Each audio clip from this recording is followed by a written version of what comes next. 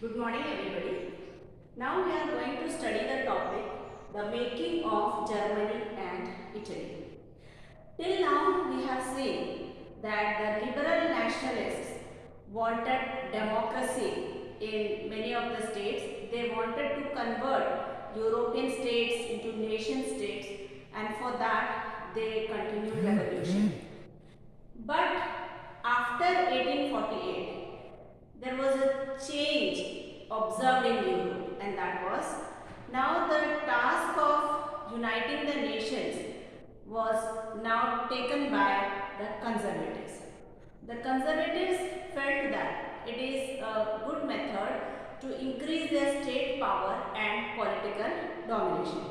So the national sentiments were now mobilized by the conservatives, and this we can see with the help of example of Germany. Now we have studied in the previous video that in Germany the middle class people, they all tried to unite the German nations in the year 1848 when all of them met at Palace of Versailles, and they formed a National Assembly, and they made a constitution for Germany, and they offered the crown to Frederick William IV. But Frederick William IV refused to accept constitutional monarchy, and along with that the military also opposed this and bureaucracy also opposed this. But now after 1948, since the conservatives have taken these responsibilities, so now these conservatives were there in different parts of Germany. Now if we take the example of Germany, Germany was not a united nation at that time. Germany was occupied by different powers. Some part of German state was occupied by Austria, some was under France, and some was under Denmark, and most of the portion was under Prussia. So we can see that Prussia was the main dominant part of occupied the dominant part of Germany. So this unification of Germany was now taken as the responsibility of Prussia, and Prussia took the leadership to unite all these German states or German areas. Now Prussia took the leadership, and the chief minister of Prussia, his name was Otto von Bismarck.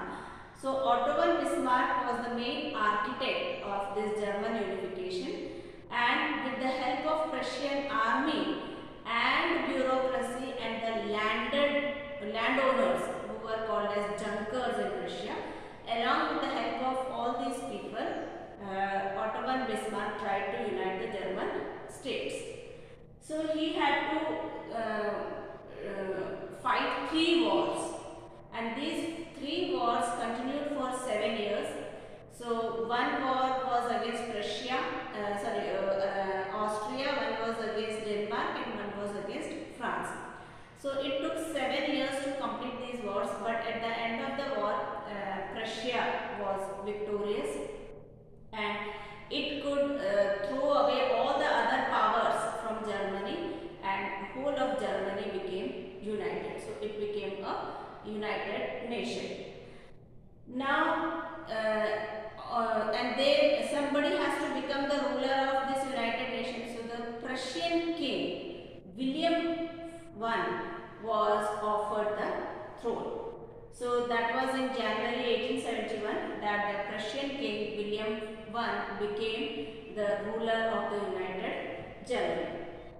He was proclaimed as the German emperor, and for that a very grand ceremony was held at Versailles. So there was a hall of mirrors in Versailles. So there all of these people gathered to conduct this ceremony. So the people who were gathered were princes of German states and representatives of the army, then important Prussian ministers including Otto von Bismarck, and they all had gathered in the hall of mirrors, and they proclaimed the new German emperor, and that new German emperor was given the title Kaiser. So he became 1. So in this way Germany became a united nation. So the nation building process of Germany was carried out under the leadership of Prussia. So Prussia had a dominant role over there, and Prussia emphasized on many things in Germany, like they laid strong emphasis on modernizing the currency, banking system, legal and judicial system. So all these changes were made in Germany, and this new Prussian measures became a model for rest of the Germany. So in every German state these measures were adopted. So this way we can say that Germany's unification was completed with the help of the conservative.